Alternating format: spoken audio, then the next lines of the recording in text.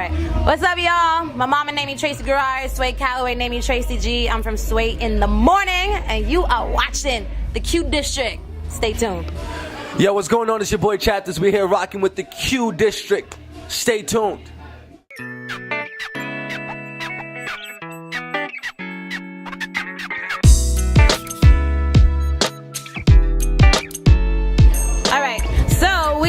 Chaptaz music video premiere from Music Is My Drug. It's gonna be all over the net, obviously, but even bigger than that, it's gonna be nationwide on Centric, on MTV, on VH1. Wherever your small box in your room turns on and plays music videos, guess what you're gonna see?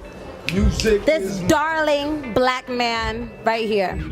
All right, you're welcome. You know, I like to butter them up a little bit if they're deserving. Okay, so the first thing, before I get into like the obvious questions, I've never seen a rapper per se dressed like this. Like, you're dapper. Take me through, like, you know, the aesthetics of Chaptaz. Like, why did you choose to be dressed up like this? It was really all just what really fit me, you know? I tried the whole varsity snapback jacket, that kind of thing. It just didn't fit. Yeah. I always look good going to church. I got the most compliments going to church. So I was like, yo, why don't I hop on stage in a suit? Did it, never turned back since. It's been pretty much it.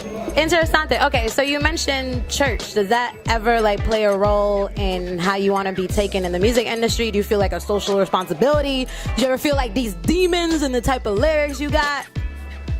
It's always judgment, right. But I just don't, you know, subject myself to their rules. They can think what they want to think. I know who I am, what I'm about, and also just the way people take you in general. You know, I walk down the street in some cargos and some jeans. You know, if I say good morning to somebody, it's like a threat. I say good morning in this, it's like I'm harmless almost. You know, so perception is reality to some degree, and I'd like people to perceive me in the best way possible until I can give them more evidence.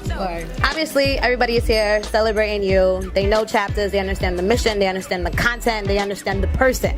But there's always going to be a slew of folks who are getting introduced to you for the first time just by watching this camera right here. So, who is Chaptaz? What is your identity? What is your purpose? So, Chaptaz, C-H-A-P-T-A-Z.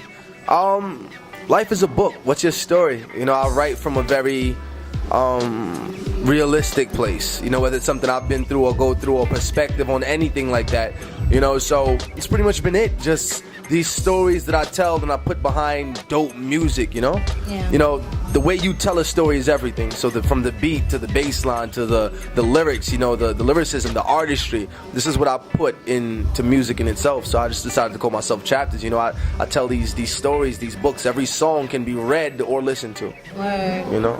Now, you're from Brooklyn. Yeah. And obviously there's been a resurgence on the, you know, bring back New York rap. Let's get it back to its roots. Let's make sure that we have a very steady movement going. How much does that play? Like, do you care to be, I guess, labeled as a New York rapper? Or do you not want to be regionalized? How much does that factor into you as a rapper? I mean, I'm proud of where I'm from. Yeah. And then I want to let people know that this sound and this feeling came from. People associate New York rap with, you know, anyone that sounds like Biggie, anyone that sounds like Jay. You know, I was born in Brookdale, the heart of Brooklyn, and this is my sound, this is my feel. So, you know, definitely associate me with where I come from, but you know, the whole New York has a specific sound that I disagree with. Oh, he doesn't sound like New York. He doesn't. What does New York sound like, bruh? you know, my bad, but yeah, that's my perspective on it. Right. Honestly. So you're cool with experimenting with different sounds. That makes sense. What's like the camaraderie like in New York? Because I know if you look at Atlanta, I feel like there's such a unity over there, you know, even folks over in LA. How's it over here? Are you received well? Like, are you being mentored by anybody? Do you have folks that you can call to get advice with like fellow, you know, rappers? It's iffy. I'm gonna assume that it's better other places based on what I've seen, what I've heard, but New York people don't support. They it's like, I personally, and we have this debate all the time, I personally feel like they feel for every crumb that the next man gets, it's a crumb that they don't get to eat. And it's like, yo, we can bake and we can build and we can eat together if we would just, but nobody wants to play a position.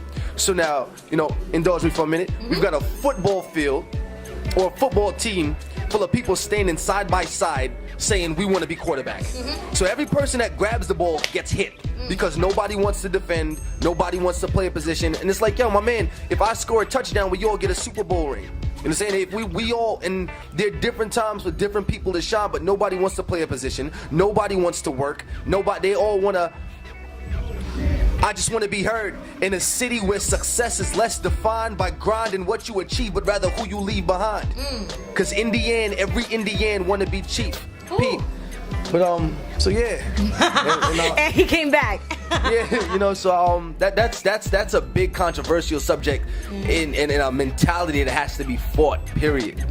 You know, it's terrible. I hear that. Well, you're definitely the analogy king. Yeah, thank you. Because you broke that down.